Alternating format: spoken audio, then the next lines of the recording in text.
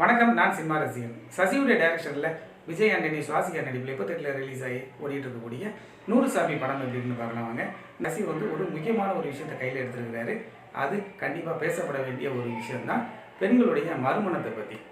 மனைவி இறந்து போனால் அந்த கணவர் இன்னொரு திருமணம் பண்ணுறது அது இயல்பான ஒரு வாடிக்கையான விஷயமாக தான் இருக்குது. பெண் கணவனை இறந்துட்டாங்க அப்படின்னா அவங்க மறுமணத்தை செய்கிறத பற்றி குடும்பங்கள்லேயும் ஒரு போதிய விழிப்புணர்வு இல்லாமல் இருக்குது. சிலர் அதையெல்லாம் கடந்து வந்துட்டாங்க அப்படின்னு இருக்குது. பயங்க உள்ள ஒரு பெண்மணி கணவன் இழந்துடுறாங்க. கதை நாயகி செல்விங்கிற கேரக்டர் நம்ம சுவாசிகா. அந்த பசங்க ஒரு சின்ன பசங்களாக இருக்கும்போது கணவர் இறந்து போகிறாரு. அந்த பசங்க ஒரு காலேஜ் படிக்கிற வயசு. அந்த மாதிரி சமயத்தில் அந்த பெண் இன்னொரு திருமணம் செய்யலான்னு நினைக்கிறாங்க.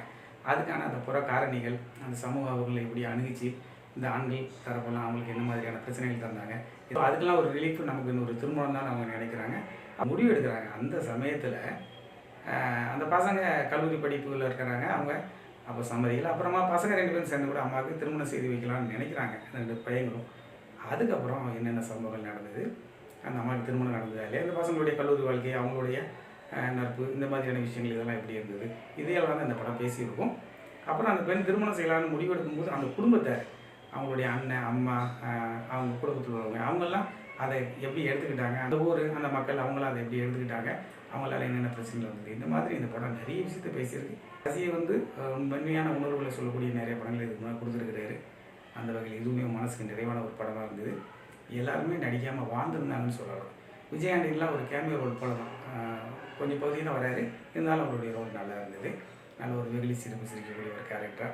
அதே மாதிரி சுவாசிகா செல்விங்கிற கேரக்டரில் ரொம்பவே சூப்பரான ஒரு பெர்ஃபார்மன்ஸ் கொடுத்துருந்தாங்க. 2 பசங்களும் அவங்களுடைய நடிப்புமே நல்லா இருந்தது. அப்புறம் கருணாஸ் அண்ணன் வர்றாரு. இந்த கருணாஸ் அந்த குடும்பமும் சேர்ந்து செய்யக்கூடிய ஒரு சம்பவம். இப்படி இந்த சமூகத்தில் இந்த மக்களுடைய அந்த வன்மமான மனநிலை இதையெல்லாம் ரொம்ப அழகாகவே பதிவு செஞ்சுருந்தாரு. அதுக்கு பாலாஜி சக்திவேல் அவர் ஒரு ரோல் பண்ணியிருப்பார். ரொம்ப நல்லா இருந்தது. இப்படி கொஞ்சம் ஸ்லோவாக சில காட்சிகள் போகும். ஆனால் எந்த இடத்துலையும் போர் அடிக்காமல் அந்த காட்சிகளை கொண்டு போயிருந்தாங்க. சீரியஸாக சொல்ல வேண்டிய இந்த கதையில் இந்த கடைசி இந்த பாக்ஸு, அவருடைய மனைவி அப்படியெல்லாம் ஒரு போர்ஷன் வருது. அது ரொம்பவே எரிச்சலாகவே இருந்தது. எனக்கு படம் பார்த்துருந்தீங்கன்னா அதை பற்றி சொல்லுங்கள். ஒரு தரமான படமாக சசி கொடுத்துருக்கிறாரு. கண்டிப்பாக வாய்ப்பு கிடைக்கிறவங்க தியேட்டரில் இந்த படத்தை பார்த்து என்ஜாய் பண்ணுங்கள். நன்றி, மீண்டும் சந்திப்போம்.